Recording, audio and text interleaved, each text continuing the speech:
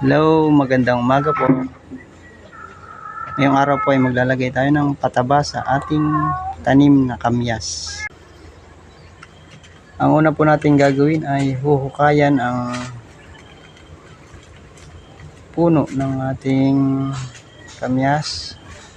Doon natin lalagay yung ating vermicast. Ang gamit po natin pataba ay vermicompost mula sa ating compost bin. Yan po si Kuya Eman, ang ating assistant.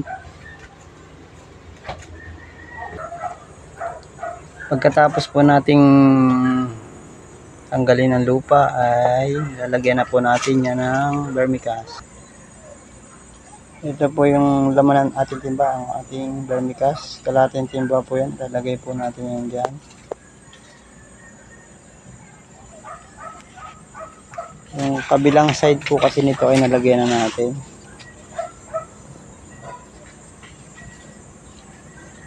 Yan po yung ating kamyas. May bunga po yan mula baba hanggang sa may taas. Hanggang sa dulo pa minsan ng sanga may mga bunga yan.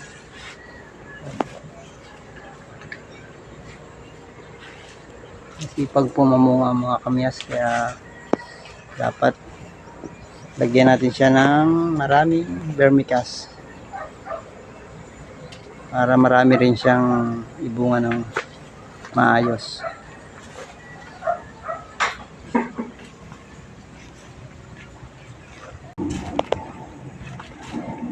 Pagkatapos po natin hukayin, ayan na, lalagay na natin ang ating vermicast.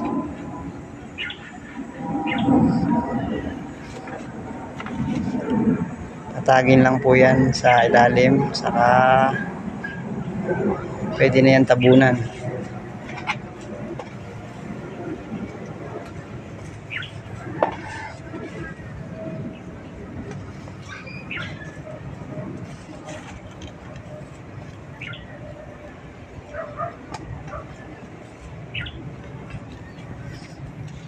Nung nakaraang video po natin ay naglagay tayo ng ating vermicast sa ating kalamansi. Halos parehas lang po paglalagay ng pataba niya. Ganon din, hinuhukayan at binabaon lang din sa tatabunan.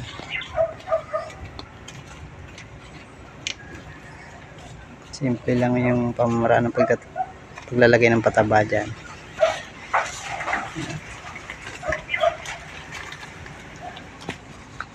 Sa araw po na to si Kuya Eman ang ating assistant dahil walang pasok. Ito po yung mga bunga ng ating kamyas hanggang doon sa taas. Hindi pa po peak ng bunga niyan, pero may mga bagong lumalabas na bulaklak naman po.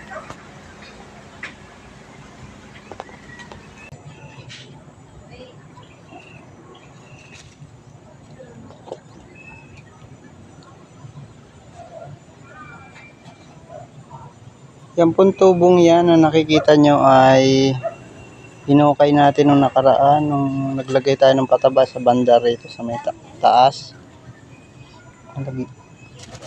Ang paglalagay po natin ng pataba ngayon ay pangalawa na. Yan tubo pong yan ay magagamit po natin yan tagulan tag-araw. Yan po ay dyan po natin papadaanin yung vermicast na ating ilalagay ng pataba. Pwede rin tayo magdilig sa pamamagitan ng tubong yan. Yan po ay 1 feet pa ilalim sa lupa. Tapos yung nakausling yan ay labis na. Yan po yung technique natin para sa susunod na paglalagay ng pataba ay hindi na tayo maghuhukay. Saka kung magdidilig tayo ay madaling makakapasok sa ilalim ng ugat ng ating punong kahoy. Ayan yan sa ating tanim na kamyas.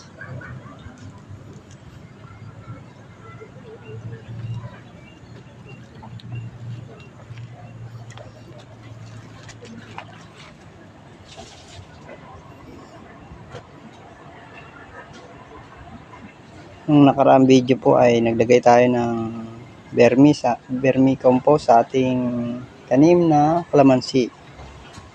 Halos parehas din po ng paglalagay. Kaya na sa paligid ng ating tanim na puno, tapos ibabaon at tatabunan lang. Parehas lang po ang kanilang paglalagay ng pataba sa ating mga tanim na punong kahoy, katulad ng ating kalamansi at kamyas. Hanggang dito lang po muli at maraming salamat po sa panonood. Bye.